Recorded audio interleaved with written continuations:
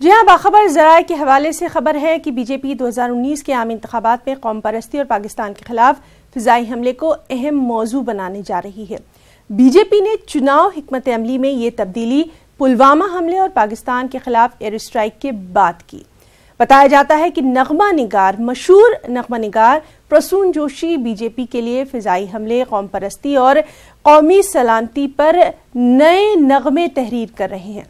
इसी सिलसिले के एक नगमे, कसम है मुझे इस मिट्टी की, मैं देश नहीं झुकने दूंगा, इसकी कुछ लाइनों को पीएम ने राजस्थान के चूरू में एक रैली में अपने ही अंदाज में पेश भी किया था। आइए देखते हैं।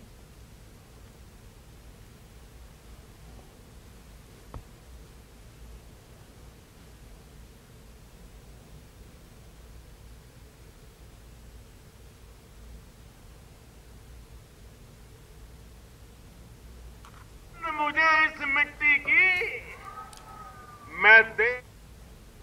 और वहीं पुलवामा हमले को हादसा बताने वाले कांग्रेस लीडर दिग्विजय सिंह इन दिनों सुर्खियों में आ गए हैं। उन्होंने आज एक और ट्वीट किया। उन्होंने लिखा कि हमें अपनी फौज पर फख्र है, फौज का हम एहतराम भी करते हैं, लेकिन एयर स्ट्राइक के बाद गैर मुल्की मीडिया में शुकूक व शुबात की लहर है, जिससे सरकार पर सवाल उठ रहे हैं। दिग्विजय सिंह ने पीएम मोदी से सवाल किया कि उनके कुछ वजीर एयर स्ट्राइक में 300 दहशतगर्द मारे जाने की खबर देते हैं, किसी ने 250 के आदाद शुमार पेश किए, तो कोई 400 दहशतगर्दों की हलाकत का दावा कर रहा है, जबकि एसएस अहलुवालिया कहते हैं कि कोई मारा ही नहीं गया। पीएम मोदी इस मामले में खामोशी इख्तियार किए हुए हैं। मुल्क जानना चाहता है कि सच क्या है और झूठ क्या।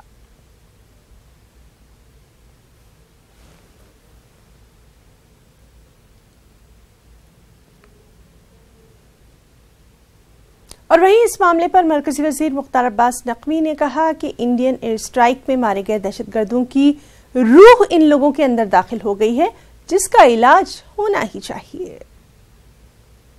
कि जैश के जो आतंकवादी हैं, उनकी जो धुनाई हुई है, उनकी जो पिटाई हुई है, उनका जो खात्मा हुआ है, उनमें से कुछ की आत्माएं निकल करके हमारे देश में जो कुछ निराश और हताश आत्माएं घूम रही हैं, उनमें घुस गई हैं। और ये जो जैश की आत्माएं हैं, वही इनको बुलवा रही हैं इस तरह की बातें, क्योंकि सामान्य व्यक्ति तो इस तरह की बात बोल नहीं सकता, सामान्य व्यक्ति तो इस तरह के सवाल खड़े नहीं कर सकता। वही व्यक्ति खड़ा करेगा ये इस तरह के सवाल जिसके शरीर में आतंकवादियों की आत्माएं घुस गई होंगी, और वो आतंकवादियों की भाषा बोलेगा। तो इस पे हम क्या कह सकते हैं? इनको तो चाहिए कि किसी अच्छे जादू टोने वाले, किसी झाड़ फूक वाले के पास जाएं और जाकर के वो अपनी उस आतंकवादियों की जो उनके शरीर में घुसी हुई आत्मा है वो बाहर निकालें, ताकि वो सामान्य ढंग से जीवन जी सके। नहीं तो उनको पूरे देश में जो है वो मजाक उड़ रहा है पूरे इस तरह के लोगों का।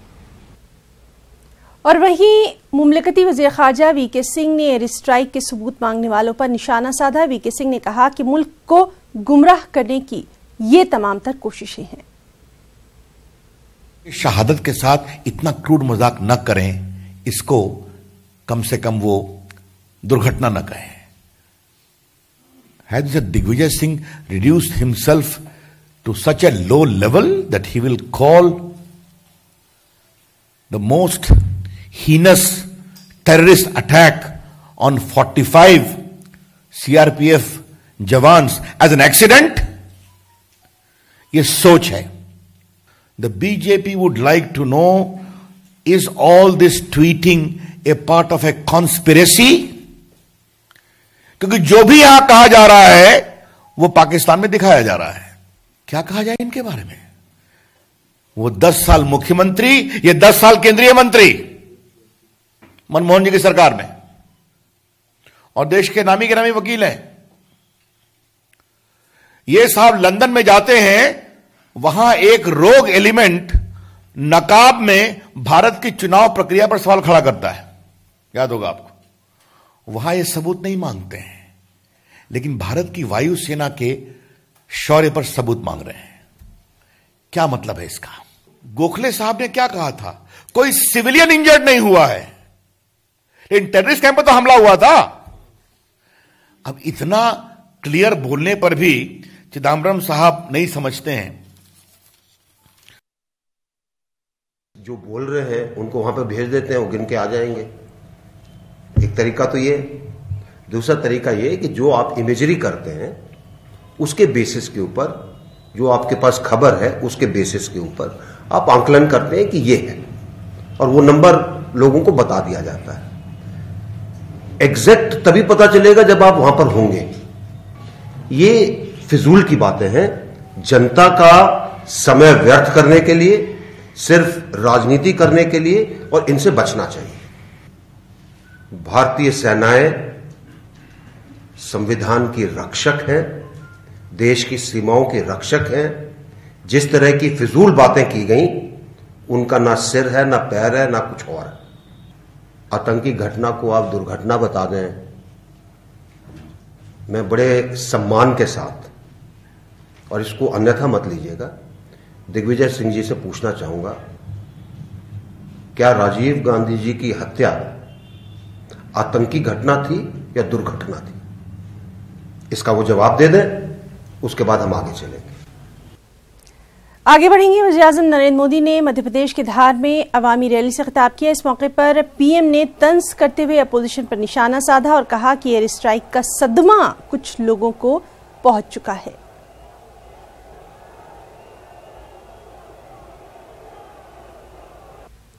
कोई सबूत मांगने लगा तो कोई आतंकियों की लाशों की संख्या पूछने लगा, और तो और ये लोग पाकिस्तान को ही शांति का दूत बताने लगे।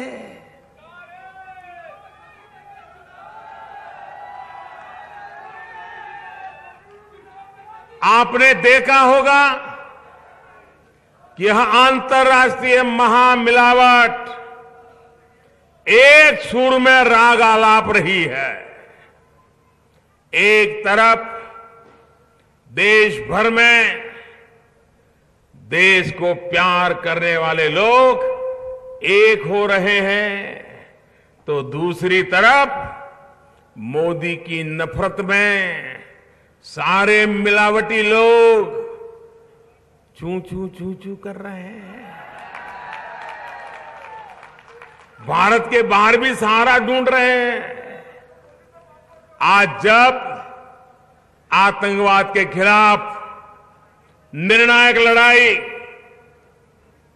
आतंकवाद के खिलाफ निर्णायक लड़ाई में देश एक मन हो रहा है, तब ये लोग देश को भ्रमित कर इस लड़ाई को कमजोर करना चाहते हैं।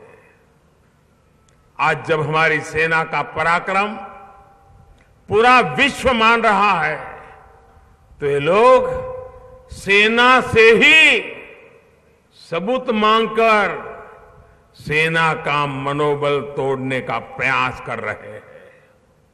आज जब पूरा विश्व भारत के साथ खड़ा है, तब ये अलग अलग प्रश्न खड़े कर भारत की स्थिति को कमजोर करने का हीन प्रयास कर रहे हैं। भाई और बहनों, कड़े से कड़ा और बड़े से बड़ा फैसला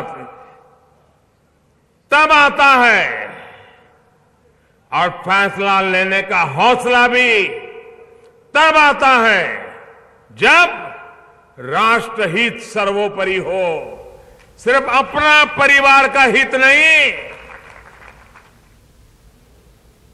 उधर पंजाब कांग्रेस के सदस्य सुनील जाखड़ ने न्यूज 18 से खास बातचीत की और कहा कि पुलवामा हमले पर सियासत दरअसल बीजेपी कर रही है। पीएम मोदी और अमित शाह को मुल्क की आवाम से माफी मांगनी चाहिए।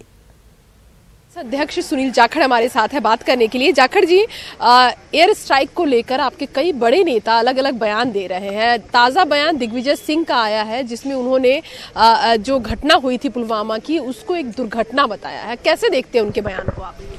कि मैं किसी एक व्यक्ति विशेष के बयान को नहीं देखता, मैं जो हमारी कांग्रेस की नीति है उसको देखता हूं। कांग्रेस की नीति राहुल जी ने पहले दिन ही स्पष्ट कर दी थी।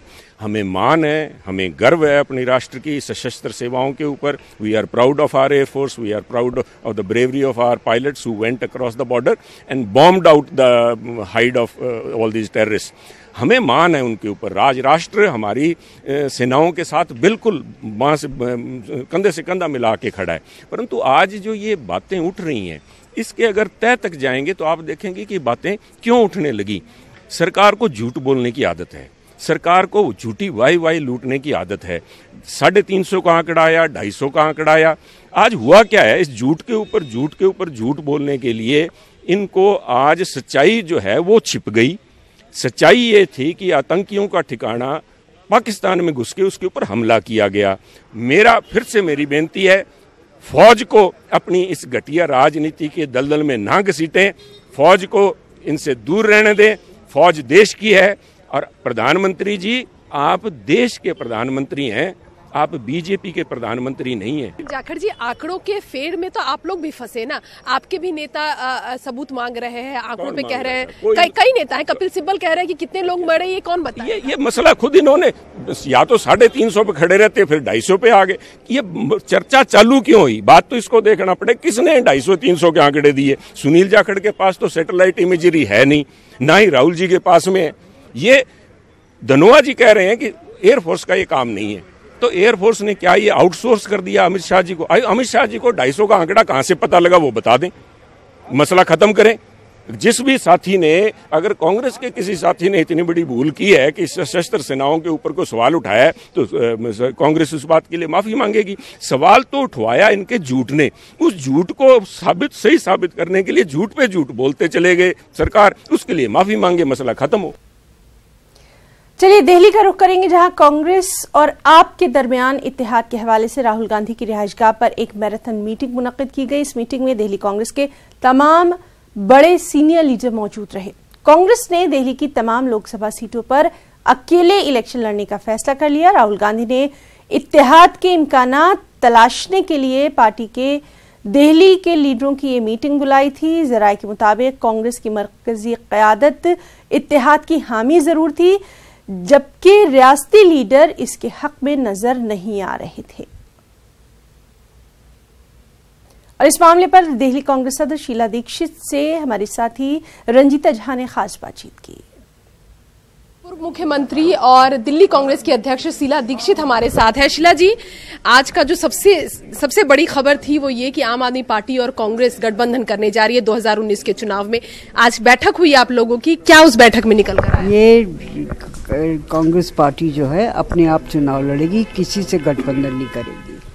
ये प्रदेश यूनिट तो कह ही रही थी लगातार, आप भी जब मीडिया से बात करी थी आपने साफ तौर पर यही कहा था कि 7 सीटों पर कांग्रेस अकेले चुनाव लड़ेगी। फिर आज की बैठक में क्या आला कमान को मनाने में आप लोग कामयाब रही इस बात पर? राहुल जी ने एकदम उस पर अग्री कर दिया और कहा कि बिल्कुल हम लोग किसी से गठबंधन नहीं करेंगे।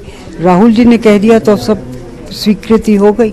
क्या चुनौती रहेगी, किस तरह से? आपको नहीं लगता कि जिस तरह का माहौल अभी देश का है, जरूरत थी महागठबंधन की, क्या वोट बटेगा, इसका फायदा बीजेपी को मिल जाएगा? ये आपको लगता है, हमें नहीं लगता। अगर जो हमें लगता है ऐसा तो फिर हम कोई और किस्म का डिसीजन लेते। डिसीजन यही कि आपके साथ नहीं जाएगी अब? नहीं बाबा, अकेले लड़ेगी 7 सीटों पर। बिल्कुल। तो सबसे बड़ी खबर ये कि आम आदमी पार्टी के साथ कांग्रेस नहीं जा रही है दिल्ली में और 2019 का चुनाव कांग्रेस अकेले लड़ेगी। कैमरा पर्सन सोनू के साथ रंजीता झा, न्यूज 18 नेटवर्क। और बीजेपी लीडर हरीश खुराना ने न्यूज 18 से खास बातचीत की। इस बातचीत में उन्होंने कहा कि कांग्रेस और आपका इत्तेहाद हो या ना हो, बीजेपी को इससे कतई कोई फर्क नहीं पड़ने वाला। दरअसल दोनों पार्टियां इंतखाब लड़ने से पहले ही अपनी हार मान चुकी हैं। लोकसभा 2019 को लेकर आम आदमी पार्टी और कांग्रेस के बीच गठबंधन की बात सामने आ रही थी। फिलहाल माना जा रहा है कि ये गठबंधन अब नहीं होगा। पूरे मसले पर हमारे साथ बात करने के लिए मौजूद हैं बीजेपी प्रवक्ता हरीश खुराना। खुराना जी, बैठकों का दौर चला, खबर थी कि आप और कांग्रेस के बीच में गठबंधन होगा, लेकिन अब खबर आ रही है कि ये गठबंधन नहीं होगा। किस तरीके से देख रहे हैं? देखिए, एक बात तो पक्की है कि दोनों पार्टियां, आम आदमी पार्टी और कांग्रेस, चुनाव लड़ने से पहले अपनी हार मान चुके हैं। जिस प्रकार से गठबंधन की बात कर रहे हैं, ये दिखाई देता है कि इन दोनों के अकेले बस की चुनाव लड़ना नहीं है और मोदी जी को की पार्टी, भारतीय जनता पार्टी को हराना नहीं है। ये बात तय हो गई है। अब गठबंधन हो या ना हो, भारतीय जनता पार्टी को कोई फर्क नहीं पड़ने वाला। मोदी जी सरकार ने जो 5 साल में काम किए, हम उसके बिना पे चुनावों में जा रहे हैं। हमारी तैयारी पूरी है। कैंडिडेट एक हो या दोनों हो, भारतीय जनता पार्टी को कोई फर्क नहीं पड़ने वाला। निश्चित तौर के ऊपर दिल्ली की जनता मन बना चुकी है। जैसे 2014 के अंदर 7 सीटें भारतीय जनता पार्टी ने जीती थी, एक बार फिर 2019 के अंदर 7 सीटें भारतीय जनता पार्टी को आएंगी। आम आदमी पार्टी ने 6 उम्मीदवारों का ऐलान कर दिया है। एक सीट इन्होंने अभी ऐलान नहीं किया है। माना जा रहा है कि यशवंत सिन्हा या फिर शत्रुघ्न सिन्हा इस सीट से चुनाव लड़ सकते हैं। अगर उन दोनों में से कोई चुनाव लड़ता है तो कितनी बड़ी चुनौती से बीजेपी देखती है? कोई भी आए, मैंने तो कहा ना, कोई भी आए, भारतीय जनता पार्टी को आज की डेट में कोई फर्क नहीं पड़ने वाला, क्योंकि उसका कारण है हमें अपने दिल्ली की जनता पे पूर्ण रूप से विश्वास है, हमारे अपने कामों पे विश्वास है, हमें मोदी जी के कामों पे विश्वास है। इसलिए हमें कोई फर्क नहीं पड़ता शत्रुघ्न सिन्हा है, यशवंत सिन्हा है। और जहां तक यशवंत सिन्हा की बात है, चलो वह कारतूस दोबारा नहीं चलता। एक बार कारतूस चल चुका है, उनकी पारी खत्म हो चुकी है। लड़ना चाहें लड़ लें, क्यों अपनी हार को यहाँ आके अपनी बेइज्जती करवा रहे हैं। तो आपने देखा, ये थे हमारे साथ बात करने के लिए बीजेपी प्रवक्ता हरीश खुराना, जिनका कहना है कि चाहे आम आदमी पार्टी हो या फिर कांग्रेस पार्टी, दोनों ही अकेले चुनाव नहीं लड़ सकती और बीजेपी अपनी 7 सीटों पर एक बार फिर जीतेगी। कैमरा पर्सन सत्या के साथ में रचना, न्यूज़ 18 दिल्ली। यूपी का रुख करेंगे, जहां आरएलडी बीएसपी एसपी इत्तेहाद का हिस्सा बन गई है। लखनऊ में अखिलेश यादव और जयंत चौधरी ने प्रेस कॉन्फ्रेंस कर मुश्तरका तौर पर इस बात का ऐलान भी किया। राष्ट्रीय लोकदल यूपी में 3 सीटों पर चुनाव लड़ेगी। इस मौके पर अपील की गई कि तमाम सीटों पर कारकुनान मेहनत भी खूब करें। मुझे खुशी है इस बात की कि आज नौजवान साथी जयंत चौधरी जी, आदरणीय अजीत सिंह जी की party, Bahujan Samaj party, Samajwadi party, Congress party की जितनी भी सीटें थी उत्तर प्रदेश की और हमारे और सहयोगी दल, सबका ये सबसे बड़ा महागठबंधन है। मुझे खुशी है कि आज फिर दोबारा हम लोगों ने भेंट की है। राष्ट्रीय मुद्दों पर, राजनीतिक दिशाओं पर, राजनीतिक विकल्प और रास्ते पर हमने चर्चा की है। बहुत सकारात्मक बातचीत हुई है और बहुत खुशी के साथ मैं बताना चाहता हूं, राष्ट्रीय लोकदल के कार्यकर्ताओं को संदेश देना चाहता हूं कि जो प्रभावी गठबंधन पूरे उत्तर प्रदेश में पहले से काम कर रहा था, समाजवादी पार्टी और बहुजन समाज पार्टी का, जिसमें बड़ी पहल माननीय अखिलेश यादव जी ने और माननीय बहन कुमारी मायावती जी ने ली है। राष्ट्रीय आवश्यकताओं को देखते हुए, समाज की आवश्यकताओं को देखते हुए, नौजवान, किसान और दलित वर्गों की अपेक्षाओं को देखते हुए, उम्मीदों को देखते हुए उस पहल में राष्ट्रीय लोकदल भी शामिल रहेगा और 3 सीटों पर राष्ट्रीय लोकदल का चुनाव चिन्ह होगा। लेकिन फिर मैं दोहरा रहा हूं कि चौधरी अजीत सिंह जी की उम्मीद है और पूरा विश्वास है कि डट के खड़े होंगे हमारे कार्यकर्ता और पूरी 80 सीटों पर हमारा फोकस होगा। अहमदाबाद का रुख करेंगे, जहां श्रम योगी मानधन पेंशन योजना की शुरुआत की गई। वज़ीर-ए-आज़म नरेंद्र मोदी ने स्कीम अहमदाबाद में लॉन्च की। वज़ीर-ए-आज़म ने इस मौके पर कहा कि गैर मुनज़्ज़म शोबे के मेहनतकशों के लिए स्कीम शुरू की गई है। प्रोग्राम में वज़ीर आला विजय रूपानी और डिप्टी सीएम नितिन पटेल भी मौजूद रहे। माननीय प्रधानमंत्री जी महोदय का साफा पहनाकर स्वागत सम्मान करें।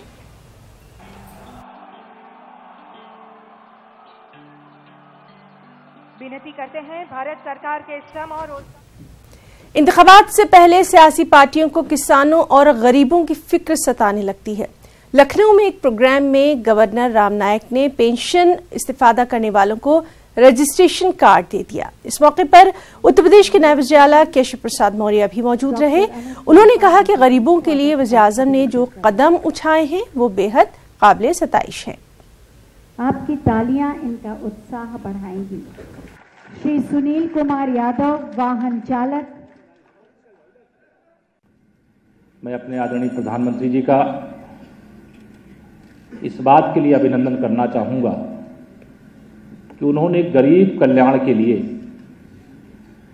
जितने ठोस कदम शपथ लेने के बाद लगातार उठाने का काम किया है,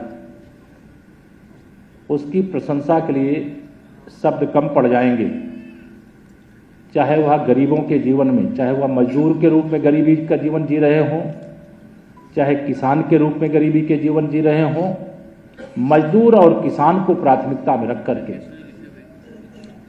जिस प्रकार से अभी पिछले दिनों इस देश के हर उस किसान को, जिस किसान ने कभी जीवन में कर्ज नहीं लिया था, जिस किसान को कभी किसी ऋण माफी की भी आवश्यकता नहीं पड़ी थी, ऐसे किसानों के लिए भी, ऐसे हमारे असंगठित क्षेत्र के मजदूरों के लिए भी एक बहुत सराहनीय कदम उठाया। बीजेपी के कौमी सदर अमित शाह बुध को तेलंगाना के निजामाबाद का दौरा करने वाले हैं। अमित शाह मुजव्वजा लोकसभा इंतखाबात में पार्टी की तैयारियों का जायजा लेंगे। तेलंगाना बीजेपी सदर लक्ष्मण ने बताया कि अमित शाह आदिलाबाद, करीमाबाद, निजामाबाद, जहीराबाद और मेंढक पार्लिमानी हलकों के बीजेपी कायदीन और कारकुन इस इजलास में शिरकत करेंगे।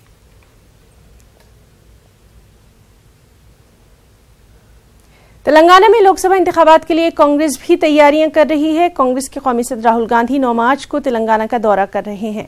इस सिलसिले में गांधी भवन में पार्टी लीडरों की अहम मीटिंग मुनक्किद की गई। इस मीटिंग में तेलंगाना कांग्रेस इंचार्ज कुंतैया उत्तम कुमार रेड्डी, अरकान असेंबली, काउंसिल और पार्लियामेंट ने शिरकत की। हल्का लोकसभा चेवड़ा में होने वाली रैली की तैयारियों का जायजा लिया गया और राहुल गांधी के दौरे को कामयाब बनाने के लिए गौर खौज किया गया।